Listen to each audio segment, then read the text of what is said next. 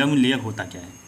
देखिए, germ layer जो होता है ये जब एनिमल एम्ब्रियोनिक फॉर्म में होता है, मतलब जब एम्ब्रियो बनता रहता है उस समय कुछ विशेष प्रकार की कोशिकाएं जो होती हैं एक डिफिनिट फैशन में अरेंज हो जाती हैं और जर्म लेयर का फॉर्मेशन करती हैं।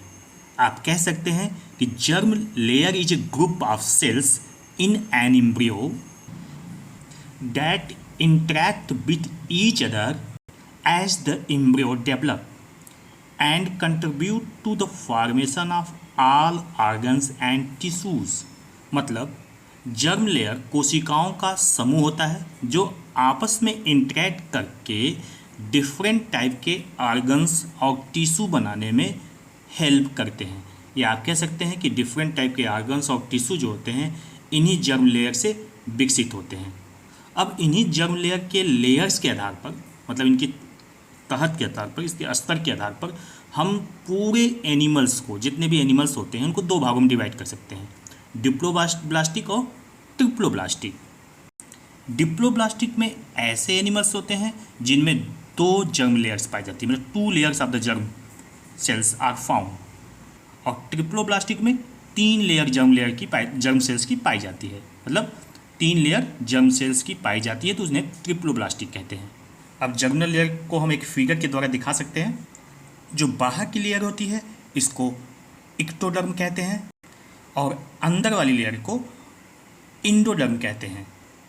अब देखिए, इक्टोडर्म और इंडोडर्म के बीच में एक और अनडिफ्रेंशिएटेड लेयर होती है जिसको हम मीजोग्लिया कहते हैं। मीजोग्लिया में कोई सेल्स नहीं होती है, इसमें लसलसा पदार्थ भरा होता है, आप लिक्विड टाइप का भरा होता है। डिप्लोब्लास्टिक का एग्जाम्पल है सिलेंट्रेट्स। अब ट्रिप्लोब्लास्टिक में देख लेते हैं। ट्रिप्लोब्लास्टिक में 3 लेयर होती है। सबसे बाहर की तरफ इक्टोडर्म होता है, इसके बाद मीजोडर्म होता है और सबसे अंदर इंडोडर्म होता है। तो यहाँ पर मीजोडर्म होता है और डिप्लोब्लास्टिक में क्या तो होता था, mesoglea, undifferentiated mass of the cells. ठीक है, ये अनडिफ्रेंशिएटेड लेयर थी तो इसको मीजोग्लिया बोला जाता है। यहाँ पर सबसे बाहर की तरफ जो जर्म सेल की लेयर होती है इसको इक्टोडर्म बोलते हैं। उसके बाद इक्टोडर्म के ठीक नीचे मीजोडर्म की लेयर होती है। ठीक है, ये भी सेल्स जर्म सेल्स होती है और सबसे अंदर की तरफ इंडोडर्म की लेयर्स होती है। ठीक है, ये प्लेटीहेल्मिन्थेस से लेके कॉर्डेट तक सभी एनिमल्स में पाया जाता है।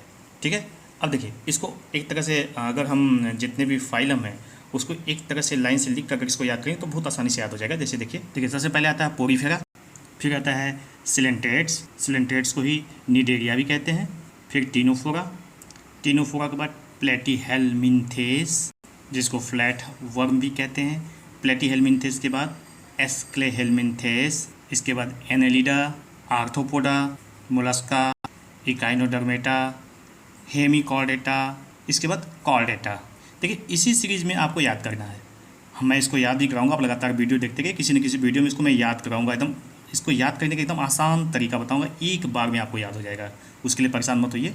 तो यहाँ पे आप देख लीजिए पोरीफेरा, सिलेंट्रेटा, ठीक है, और टीनोफेरा, ये 3 जो ऊपर के होते हैं ये इसमें डिप्लोब्लास्टिक जर्म्स लेयर पाई जाती है, 2 जर्म्स लेयर पाई जाती है। ठीक है, इसके बाद Platyhelminthes, Aschelminthes, Annelida, Arthropoda, Mollusca, Echinodermata, Hemichordata, Chordata, इस सब में क्या पाई जाती है, ट्रिप्लोब्लास्टिक।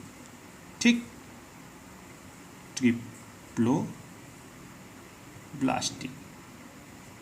आई बात समझ में।